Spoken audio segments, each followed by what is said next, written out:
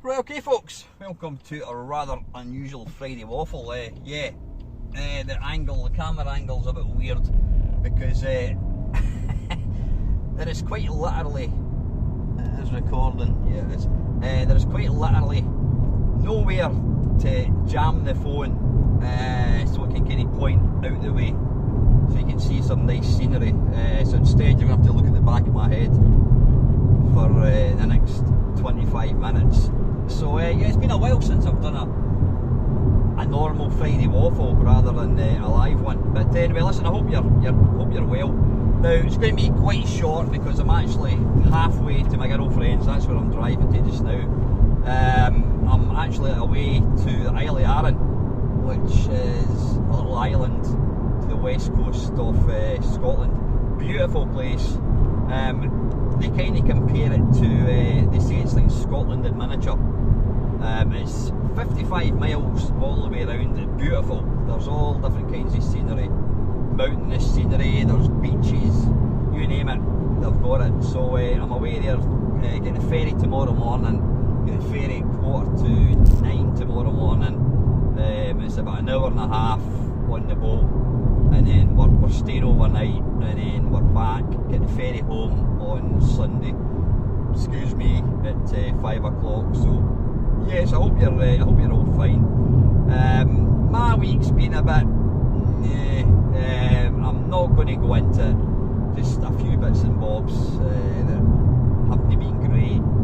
Some weird things, not weird things, but yeah, just one little thing. It's been a weird week. Nothing too sinister. Anyway, I've got a little list here now. Don't worry, I'm just glancing at the list to see what I'm going to talk about. The new Nintendo Switch 2, they've called it, was announced yesterday, I think it was. Apparently it comes out on the 2nd of June. What are my thoughts on it? I will probably buy one, because I've got to admit, out of all the kind of modern consoles, the Switch is the one console that I do play. Is that slipping? No, it's not. I hope it's not slipping. If it does, it'll just land on the floor. Yeah, the Switch is the one kind of console that I play more than any other console. I mean, I do play my Xbox now and again. Very, very rarely play the PlayStation 4. Don't have a PlayStation 5.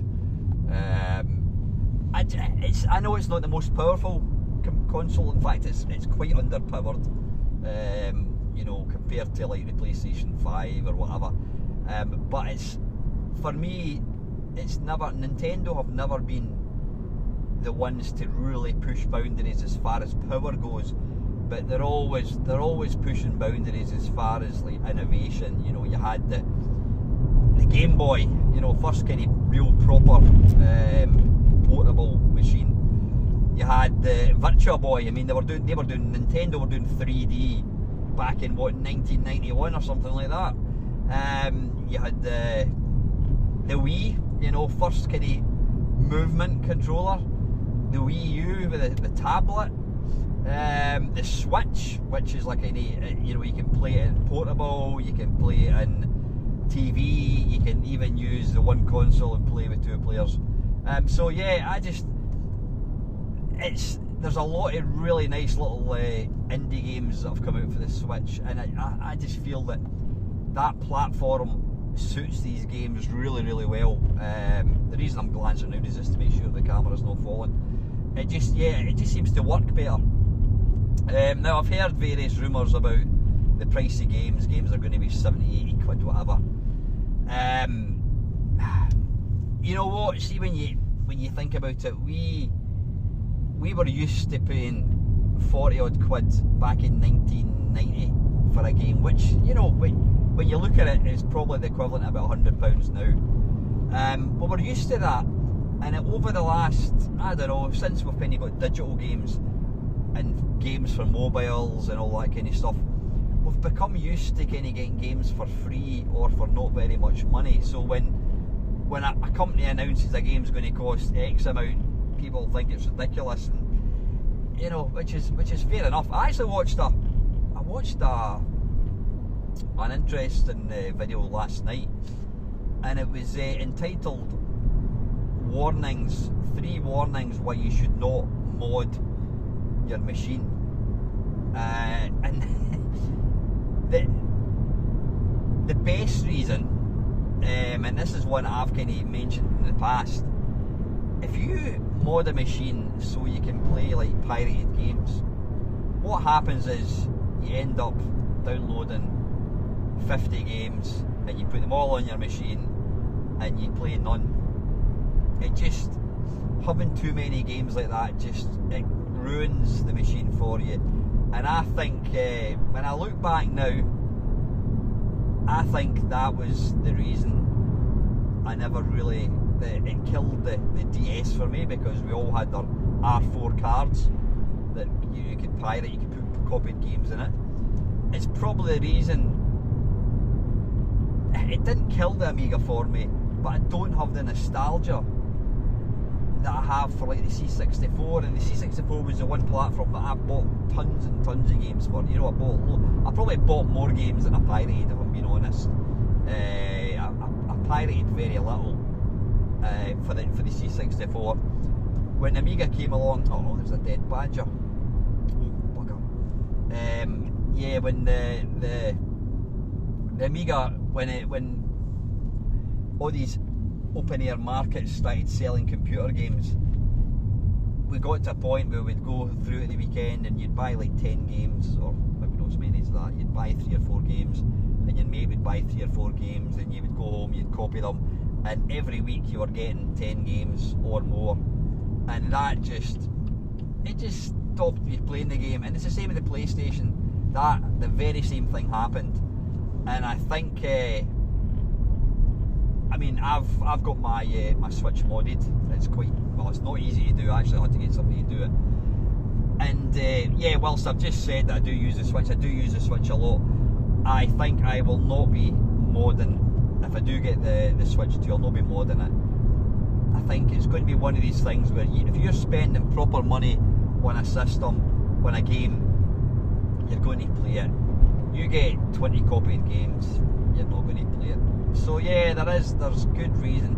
Too much is not always a good thing, definitely not. So yeah, now the Switch, I mean, it's got a bigger screen, it's got a higher res screen.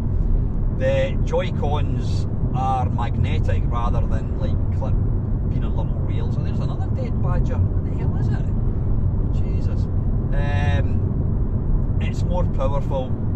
Apparently it's going to be pretty much compatible with most Switch games. Now, there are a few games in the Switch, the original Switch, that they do stutter from time to time. They don't have the sort of power to run it, and that should be addressed when you're putting in a more powerful console. So no, I'm kind of looking forward to the Switch 2. I know a lot of people are like, oh, I'm not interested.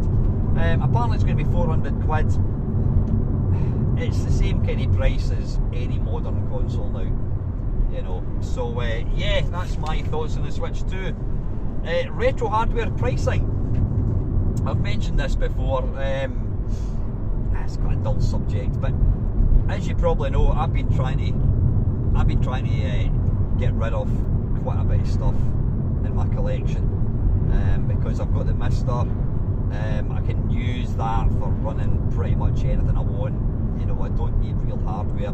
I want to get rid of the hardware while it's still working, because capacitors and all these kind of things stop working. And it's weird because the price of retro kind of hardware has been really, really high for a long time. You know, I would reckon for a good, I don't know, 4 or 5 years, because the hobby has grown so much. There's so many more people getting into the hobby. The prices have just gone through the roof.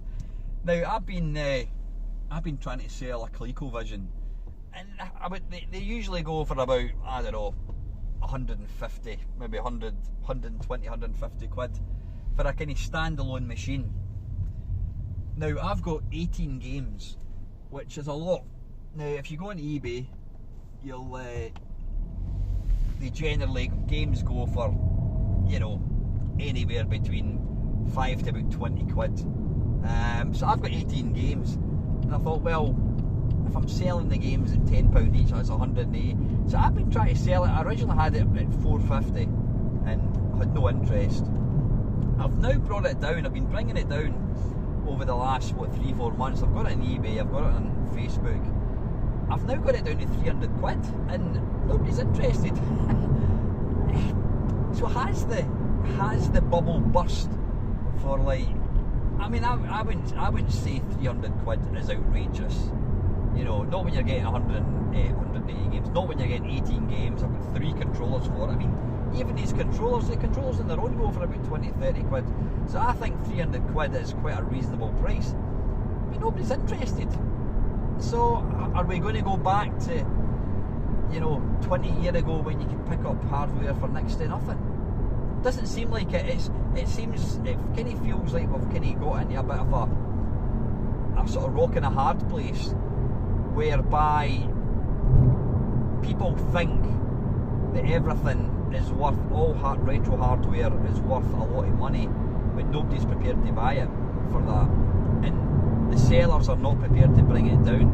I mean, I saw somebody selling on the Facebook market an Amiga 1200 with an accelerator for 700 quid. 700 quid? Are you having a laugh? So it's weird. I'm just interested in your thoughts. Do you think the bubble has burst when it comes to high price games? I think personally it's down to the fact that everybody's skint. You know, we don't have a lot of money. I mean, if I'm going to get my Switch 2, I'm going to have to save up for it. I'm going to have to sell a few things. Yeah, I think just people don't have the money. We're just we're pulling the reins in, and, you know, paying a lot of money for stuff. Saying that, there's a YouTube channel with a certain young lady.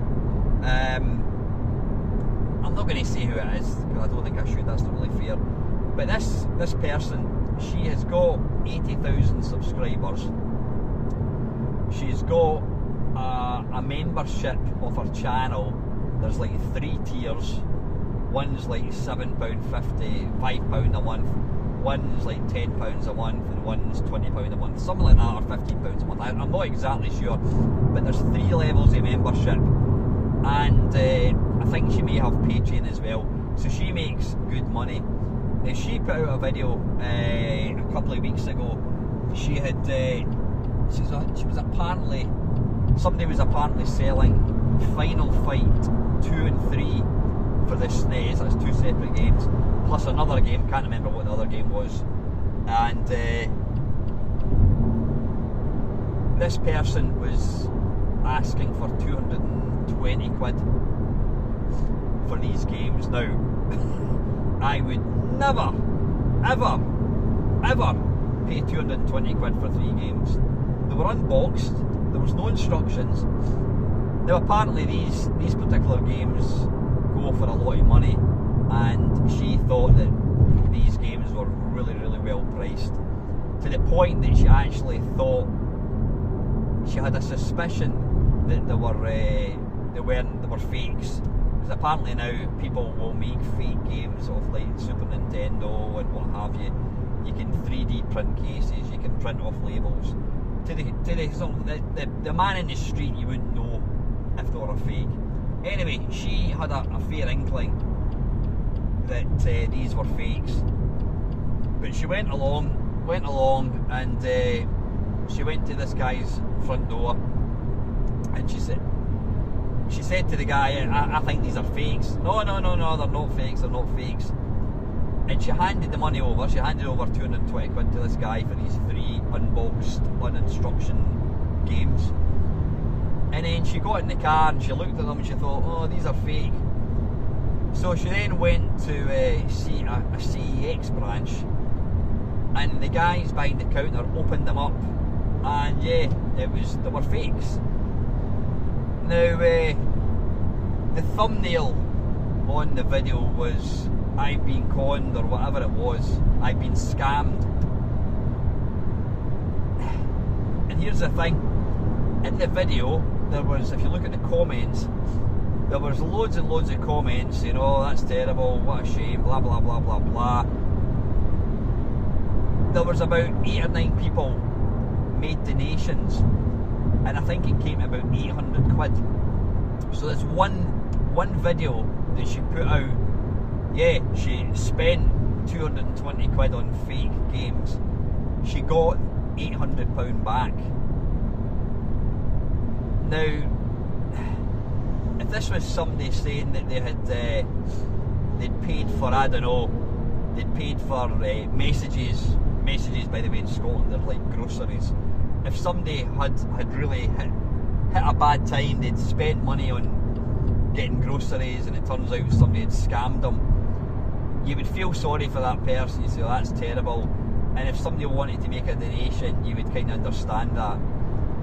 But this person had spent 220 of the money that is given to her by subscribers. It wasn't her own money. Well, you could argue and say it is her money, but this was money that she got from her subscribers for making videos. So she spent 220 quid of that on 3 games which she thought were fake, and they were fake, and then people donate about 800 quid. Is that fair? I mean, our comments were like, oh my god, thank you very much. I would be absolutely embarrassed beyond belief for people doing that. I really, really would. I would not be comfortable taking that. You know, bear in mind, the people that have given this 800 quid are probably people that pay her 20 quid a month for her channel.